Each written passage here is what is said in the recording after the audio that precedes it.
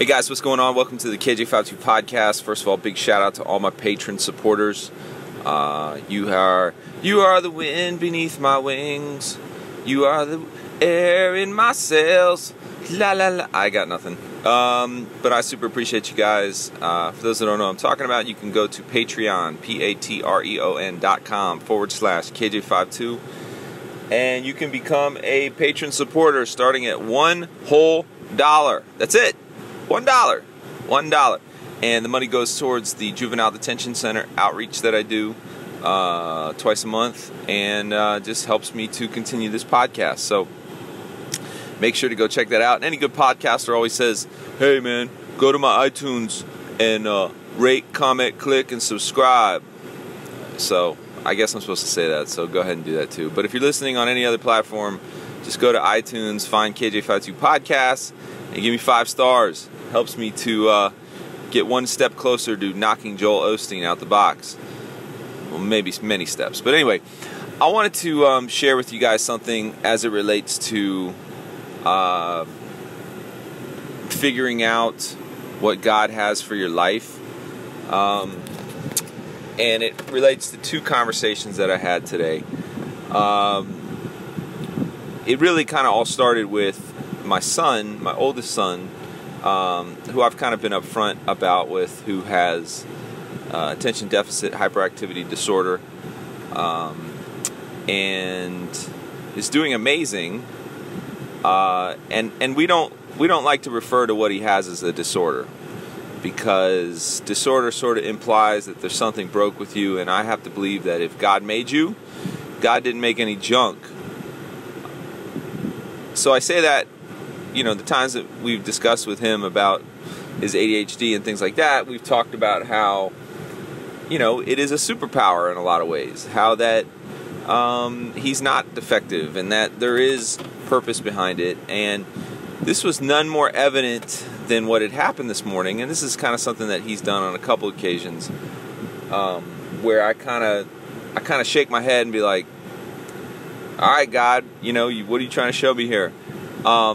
As we were getting ready to leave and we were going to the car, you know, I had 1,000 things on my mind, because I'm thinking about, you know, have I gotten him out on time? You know, has he ate breakfast? Did he take his medicine? You know what I mean? Is he ready for school? Like, all these things are going through my head. I'm not focusing really necessarily on anything that's happening around me.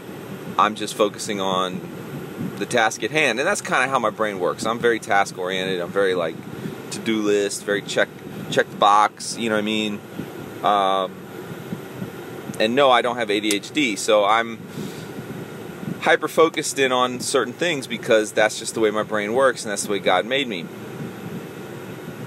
A lot of times ADHD kids get faulted for quote unquote not paying attention. But maybe almost 10, 11 years ago, I read this book that my mother-in-law had given me. Not a Christian book per se, but just a really interesting take. It was called ADHD, A New Perspective.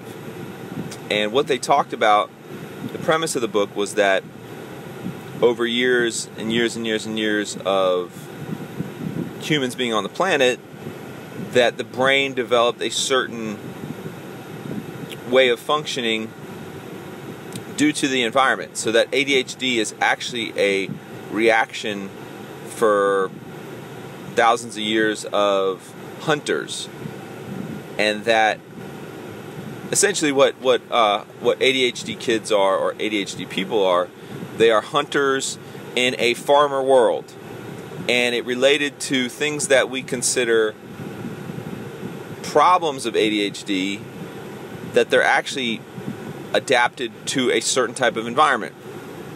And so they gave this example that when a hunter goes into the forest or a environment to hunt down a certain animal, what he's doing is he's always sort of scanning the environment. So he's always looking around, he is always noticing or being hyper-stimulated by everything, with the idea that, you know, a good hunter scans his environment, takes everything in, and has the ability to pick one little thing out of that environment and then to react to that one thing and go after it. So in other words, guy walks into a forest, he's getting nailed with all the sounds of the forest, the birds chirping, the sunlight, the visuals, all this is hitting him at once, and his brain is able to take it all in, and it needs to take in that much stimulation. And it will be able to pick out the one thing that it has to go after. Let's say, in this case, it's hunting a deer or it's hunting a rabbit. It can find that rabbit in that environment, and then it has to make a split-second decision to go after that animal, to hunt it down, and then to bring it back to the camp. Whereas you put that same person into a school environment, it looks like they're not paying attention, because they're hearing the pencil sharpener, they're hearing the bell go off, they're hearing the kid chewing gum, they're taking in all the visual, and it looks like they're really being distracted by everything because they can't focus in on one particular thing, so they get in trouble for not focusing on the teacher speaking. So what's a benefit to being a hunter is not really a benefit to being sitting in a class, because most education systems are like a farmer. So what does a farmer do? A farmer goes out to his crops. It's very slow, it's very methodical, it takes a long time, and the farmer has to have a whole lot of patience to water the crops, to get the crops ready, to da-da-da-da-da. But they were basically saying that the educational system is geared towards a farmer, not geared towards a hunter. And, ADHD kids are usually written off and told that they are impulsive, that they can't, they can't focus, and that when they do, they get impulsively and they have no self-control and they go after one thing. Well, if you're a hunter, you see that animal, there's no time to sit and have like a 20-minute debate about the animal. It's like you got to react and go after it. So, whereas a farmer, it's like there's no reacting to the carrot growing. You just take your time.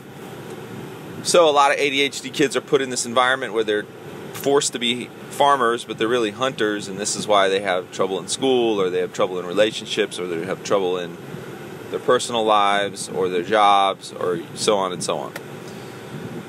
But you put a farmer in the woods to go hunt something, he's not going to do as well because he's not geared towards it. But you kind of need both.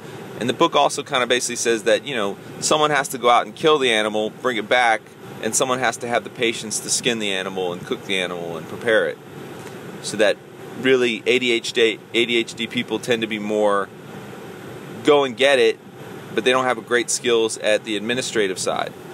So you kind of need both to be super effective. Anyway, really long intro to what I'm trying to say.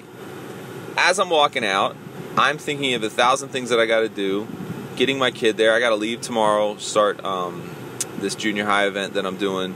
So I'm thinking of all the stuff I got to get prepared. I'm thinking of, I've been sick for 4 days. So I'm thinking of like, am I really better yet? And all of a sudden my son goes, "Hey Dad, look, there's a butterfly." And I look over real quick and there's this like really cool looking butterfly kind of flying around our bushes. And I never, ever would have noticed that. Because my brain, one, is not geared toward... I'm big picture guy, right? Even when I used to draw, as a young kid, I'd make a drawing, and sometimes I wouldn't, like, connect two lines together. It was like, nah, I did the basic drawing, on to the next, right? And I would have kids that would watch me draw, and they'd be like, "Well, dude, connect the line from the pants to the shirt." And I'm like, "Nah, you know the line's supposed to go together. It's like your brain fills it in." And they're like, "No, do it." And I'd get irritated to fill in that line, right? So I tend to be big picture and not as focused on the details, whereas he was able to see this really minute, beautiful detail where some people would be like, "Dude, don't get distracted. You got to get in the car. You got to get to school." He just happened to notice, because the way his brain works, that minute little beautiful detail. And I never would have caught that. And there was like one time where we were sitting in Starbucks, and he was able to pick out this one little sound that was going off in Starbucks. And there was so much noise in that Starbucks. There was people talking, there was the music playing, there was, the lights. etc., etc., etc. And he heard this little hum that it took me like a minute to kind of focus in and find it.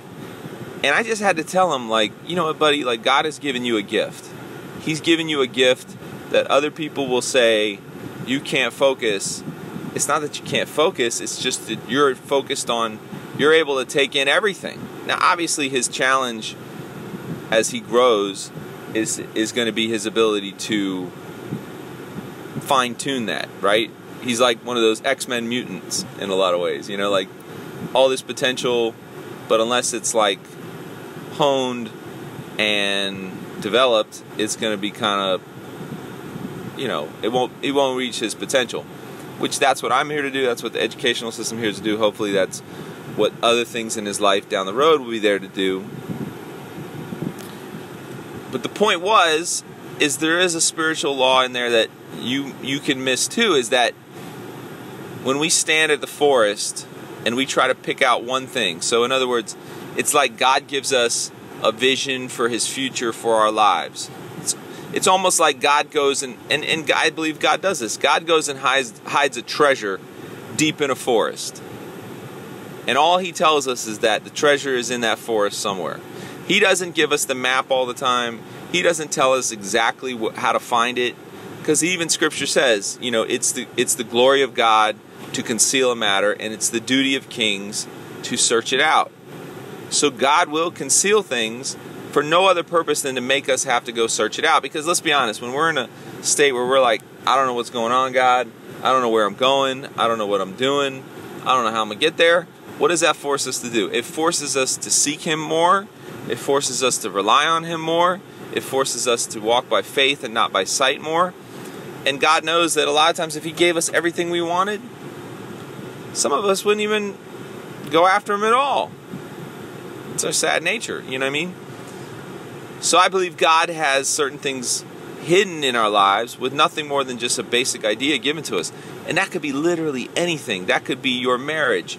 That could, your future marriage is what I'm saying. That could be your finances. That could be your dreams, your aspirations. That could be, you know, to my hip hoppers, that could be your music dreams somewhere.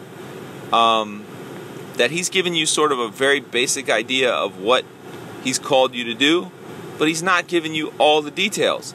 And it's like he's hidden a treasure deep in a forest and only giving you a basic idea. Now, some of us have the ability to hyper-focus in on what that thing is, and we can go find it because that's the way our brains are, or that's the way our giftings are. And some of us are like me, who just kind of goes off into the forest, hard body. It's like my tenacity and hard work will make up for my lack of focus. You know what I mean? We all have different callings, but we're also, well, I'm saying we all have different giftings and different callings, but we're also all called to pursue that thing that he's hidden. He has, in a lot of ways, concealed the matter and called us to be kings to go after that matter.